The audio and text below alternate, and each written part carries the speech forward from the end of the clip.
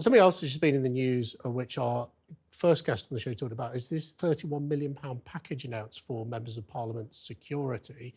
It really says something really sad about our country, that MPs are going to have close protection offers in some cases because of threats to their safety, Matthew. Unquestionably, and I think that everyone, including yourself, who does stand for election should be given greater claim, because you do a very, very valuable and important service, and in some cases you actually do a brave job. I mean, you could argue that you're all brave, so good for you.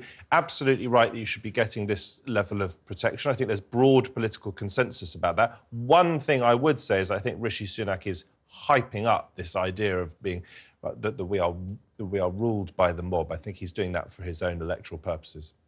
Do you think? I mean, we're in the shadow of David Amess and Joe Cox, so, you know, we're not any stranger to the dangers that MPs like yourself face every single day. What I'm concerned about is this conflation between constituents wanting to engage or speak with their elected representative and outright danger. So, I mean, I know that Labour MPs who've been travelling around the country, they've been particularly upset when constituents have been shouting questions at them, and they've been suggesting that that is an attack. That's not an attack. An attack is what you're experiencing, you know, like Tobias Ellwood, what he experienced when protesters went outside of his home. That's an attack. I'm not sure I totally agree with that. I think there are places for democratic engagement with our local representatives. I don't think you want to be shouted at in public. That comes quite close to harassment, if it isn't actually harassment. That's not harassment. That's engaging with your MP. It's actually a matter of relative perception. It depends what you perceive. I personally think it would be an outrage to public decency and democracy in this country if we got to a point where members of Parliament felt that they couldn't go and do their advice surgeries in a supermarket or walk down the street with their kids like I do every single weekend in Rosendale and Darwin, and do your shopping and, you know, run around after your kids. But we did go out again in Sutton this week to talk to people about this increase in money for MPs' security, and also to ask them a little bit about whether they thought Sadiq Khan had lost control of the streets of London, as Rishi Sunak may say, to the mob. This is what they had to say. Politicians this week can get another 30 million quid for their security. Do you think that says we've got a problem with society, MPs having to have protection officers working with them? Yeah, I think it's definitely misplaced money. I wouldn't imagine they do, but if they feel like they did, it's because they're not doing a good enough job. I think there's definitely... I wouldn't want to be a politician right now, because I think it is a very scary job to have. Why are we giving them money when they're not saying what the problem is? Who's actually threatening the MPs? This is where it's all getting a bit brushed under the carpet, isn't it? Do you feel the Mayor of London's lost control of the streets? Mayor of London. I've got no time for the Mayor of London, sorry. All he's really interested is in 20 mile an hour everywhere, like, you know, and don't take any notice of when people done petitions. No, he hasn't. Yeah, he's a good man. I don't agree with him in some ways. I don't agree. Overall, he's okay. Yes, I think he has to a certain extent. Yes, he's concentrated on depriving the motorists, and he's not looked after the protection of the Londoners, in my opinion. We've heard Suella Braverman, Lee Anderson, Paul Scully.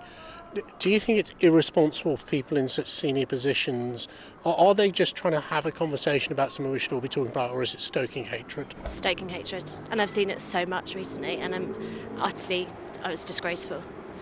To be honest, I am so appalled by recent, and it's happened so much by people like high up who are in, you know, really, really responsible positions. And it seems to just be stoking hatred at a time of real tension, high political tension, and I've lost all faith in our politics at the minute. He's made one comment and people have jumped on him. It was ill-advised. It was an ill-advised comment. I think it's very irresponsible, yeah, because I think those comments will get heard by people who are not aware of London and the streets of London and wider, and that's going to create fear, essentially, and it's just unhelpful on all sides. Maybe not responsible, but a lot of people are thinking that. One of the problems is Islamophobia. No one really knows what it means. What do you think it means? I think that applies to anti-Semitism as well. I think for both. I think there's a real issue with defining these terms, and I think they're being used when they shouldn't be. I think they're being applied when they shouldn't be. I think that's a real dangerous precedent to be setting. And I think they're being not applied when they should be.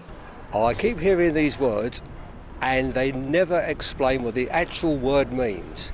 You say there are people on these marches. You've been on them. What do you mean there are people on these marches who... Are there Islamists on these marches? I have seen, and it's be wrong for me not to say, yes, there have been arrests, and I've seen a few things that are definitely wrong. And definitely I'd say there's a connotation of terror in relating to what they're doing. People that do that are undermining the meaning of and the sentiment of these marches, and I think it's really sad.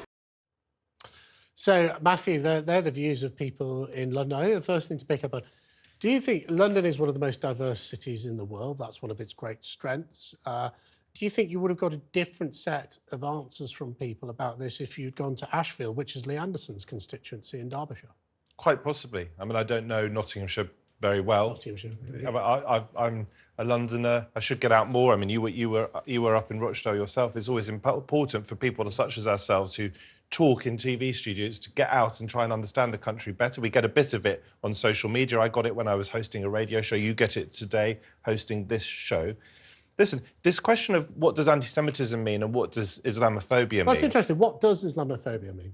To my mind, it means a hatred of, a fear of, an irrational fear of, a dislike of, discrimination against Muslims. We should be absolutely free to criticise religion in this country because religions are ideas. Some people subscribe to them, others don't. But don't target the people who believe in those religions. Same with anti-Semitism. It's a shorthand for anti-Jewish racism. Yes, you can be white, black, whatever, as a Jew and as a Muslim, but basically it is a hatred of Muslims and of Jews.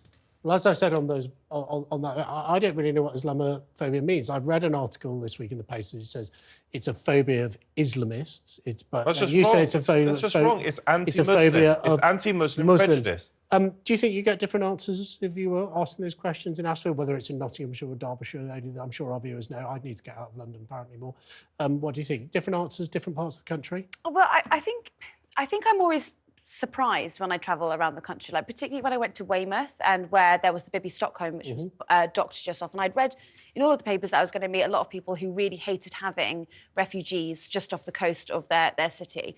Did not find that at all. I found people were extremely positive and they liked being around them. And interesting comments there about whether politicians are responsible to even talk about this. Maybe this is the third rail, if you like, of British politics that you shouldn't even touch for fear of political death.